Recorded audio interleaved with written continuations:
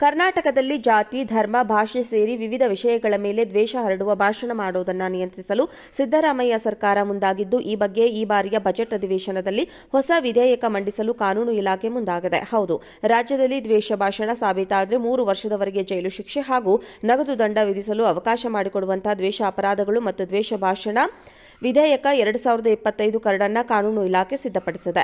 ಇದರ ಅಡಿ ಜಾತಿ, ಧರ್ಮ ಆಧರಿಸಿ ದ್ವೇಷ ಭಾಷಣ ಮಾಡುವುದು ಶಿಕ್ಷಾರ್ಹ ಅಪರಾಧವಾಗಲಿದೆ.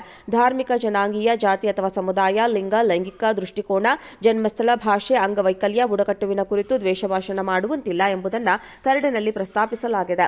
ಈಗಾಗಲೇ ಭಾರತೀಯ ನಾಗರಿಕ ದಂಡ ಸಂಹಿತೆಯಲ್ಲಿ ದ್ವೇಷ ಭಾಷಣ ನಿಷಿದ್ಧವಾಗಿದ್ದರೂ ಇದಕ್ಕೆ ಕಟ್ಟುನಿಟ್ಟಿನ ಕಡಿವಾಣ ಹಾಕಲು ವಿಸ್ತೃತವಾಗಿ ಕರಡು ಸಿದ್ಧಪಡಿಸಲಾಗಿದೆ ಎಂದು ಕಾನೂನು ಇಲಾಖೆ ಅಧಿಕಾರಿಗಳು ತಿಳಿಸಿದ್ದಾರೆ.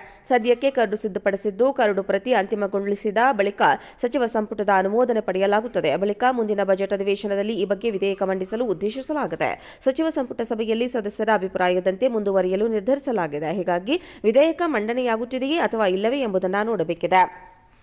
ಭಾಷೆ, ಧಾರ್ಮಿಕ, ಜನಾಂಗೀಯ, ಜಾತಿ ಅಥವಾ ಸಮುದಾಯ, ಲಿಂಗ, ಲೈಂಗಿಕ ದೃಷ್ಟಿಕೋನ, ಜನ್ಮಸ್ಥಳ ವಿಚಾರವಾಗಿ ದ್ವೇಷ ಭಾಷಣ ಮಾಡುವಂತಿಲ್ಲ. ಜೊತೆಗೆ ಯಾವುದೇ ವ್ಯಕ್ತಿಗೆ ಹಾನಿ ಮಾಡುವ, ದ್ವೇಷ ಉತ್ತೇಜಿಸುವ, ಅದನ್ನು ಪ್ರಚಾರ ಮಾಡುವ ವ್ಯಕ್ತಿ ಅಥವಾ ಗುಂಪಿಗೆ 3 ವರ್ಷಗಳ ಕಾಲ ಜೈಲು ಶಿಕ್ಷೆ ಹಾಗೂ 5,000 ರೂಪಾಯಿಗಳವರೆಗೆ ದಂಡ ವಿಧಿಸಲು ಅವಕಾಶ ಕಲ್ಪಿಸಲಾಗಿದೆ. ಇನ್ನು ಯಾವುದೇ ಭಾವನಾತ್ಮಕ, ಮಾನಸಿಕ, ದೈಹಿಕ, ಸಾಮಾಜಿಕ ಅಥವಾ ಆರ್ಥಿಕ ಹಾನಿಯು ಶಿಕ್ಷೆಯ ವ್ಯಾಪ್ತಿಗೆ ತರಲು ಕರಡಿನಲ್ಲಿ ಪ್ರಸ್ತಾಪಿಸಲಾಗಿದೆ.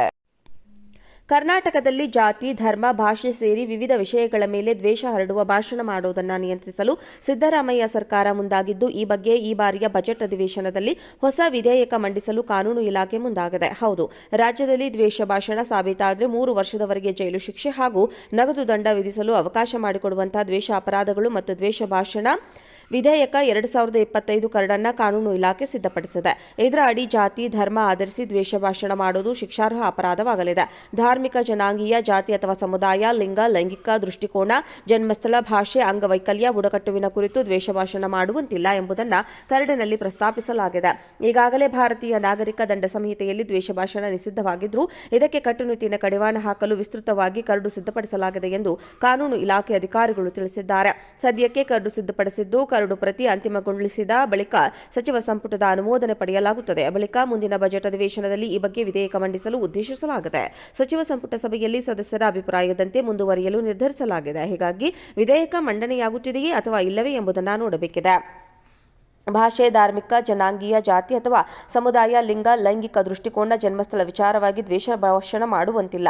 ಜೊತೆಗೆ ಯಾವುದೇ ವ್ಯಕ್ತಿಗೆ ಹಾನಿ ಮಾಡುವ, ದ್ವೇಷ ಉತ್ತೇಜಿಸುವ, ಅದನ್ನು ಪ್ರಚಾರ ಮಾಡುವ ವ್ಯಕ್ತಿ ಅಥವಾ ಗುಂಪಿಗೆ 3 ವರ್ಷಗಳ ಕಾಲ ಜೈಲು ಶಿಕ್ಷೆ ಹಾಗೂ 5,000 ರೂಪಾಯಿಗಳವರೆಗೆ ದಂಡ ವಿಧಿಸಲು ಅವಕಾಶ ಕಲ್ಪಿಸಲಾಗಿದೆ. ಇನ್ನು ಯಾವುದೇ ಭಾವನಾತ್ಮಕ, ಮಾನಸಿಕ, ದೈಹಿಕ, ಸಾಮಾಜಿಕ ಅಥವಾ ಆರ್ಥಿಕ ಹಾನಿಯು ಶಿಕ್ಷೆಯ ವ್ಯಾಪ್ತಿಗೆ ತರಲು ಕರಡಿನಲ್ಲಿ ಪ್ರಸ್ತಾಪಿಸಲಾಗಿದೆ.